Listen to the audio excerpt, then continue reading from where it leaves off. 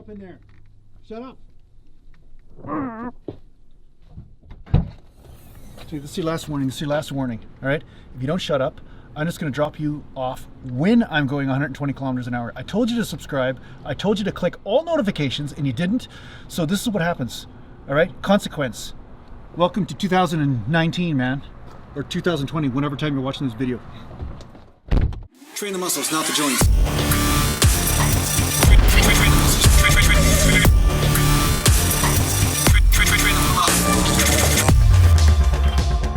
Today I want to talk to you about one thing, and that is active range of motion as opposed to passive range of motion. And this is something that people are always misunderstanding.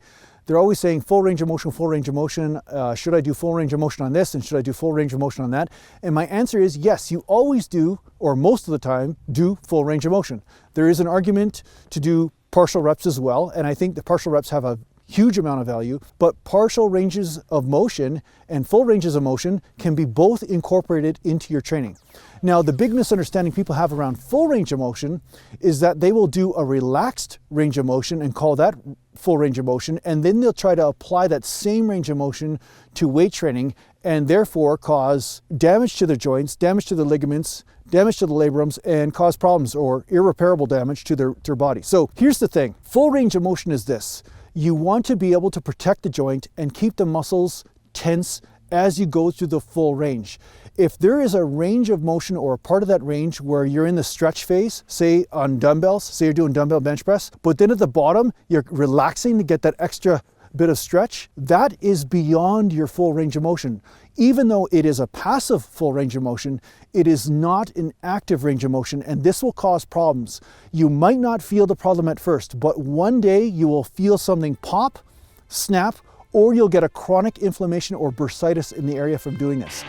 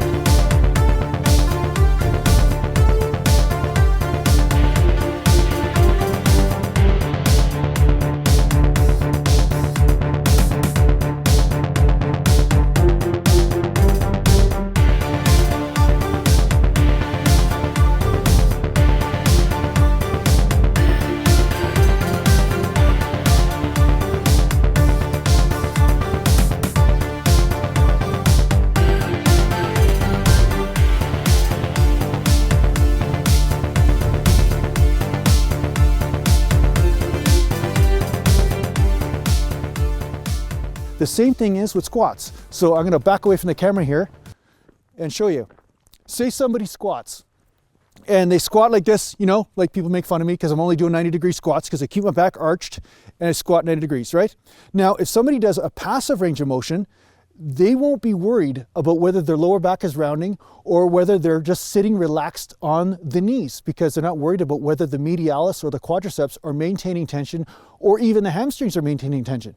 Because if I come down like this and then my back rounds, right? When it rounds, the tension leaves the hamstrings and then I can just bounce on my knees to the bottom. Now, some people think this is full range of motion. Well, this is full range of motion for passive range of motion. But if I do that with weight, I'm going to snap my knees, I'm going to get an MCL tear, or I'm going to get a chronic problem in some area or another. Now, if you can do this range of motion by keeping tension on the hamstrings, keeping the lower back arched, along with keeping the quads flexed or tense, then that would be a different thing.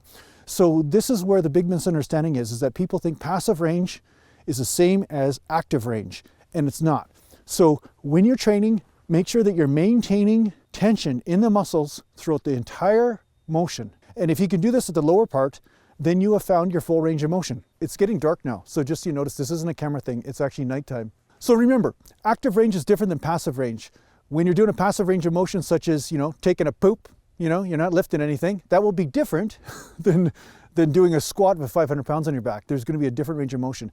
And of course, I can get into all the technicalities of squatting and things, such as keeping your lower back tight, keeping your back arched, keeping that in the proper position, which will also influence the range of motion that will happen through the hips and the knees.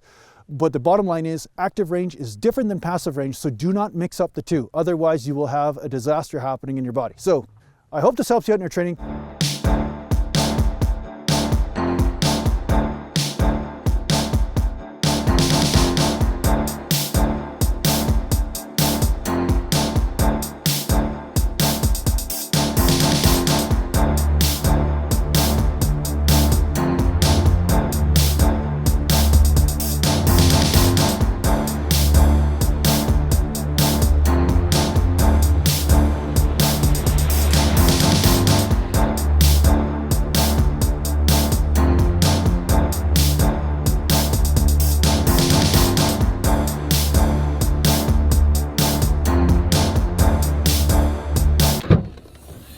Okay, that's it, man. I told you.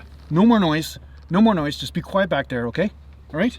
Ah! Hey, what are you doing? Ah! Come on! Come on! Ah!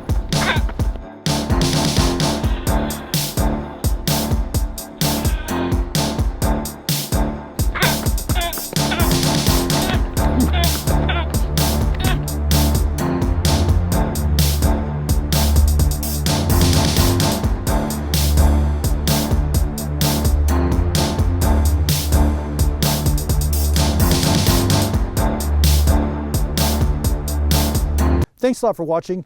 If you need to get a hold of me, just go to naturalgalantbodybuilding.com, and thanks to the Patreon supporters, and take care for now.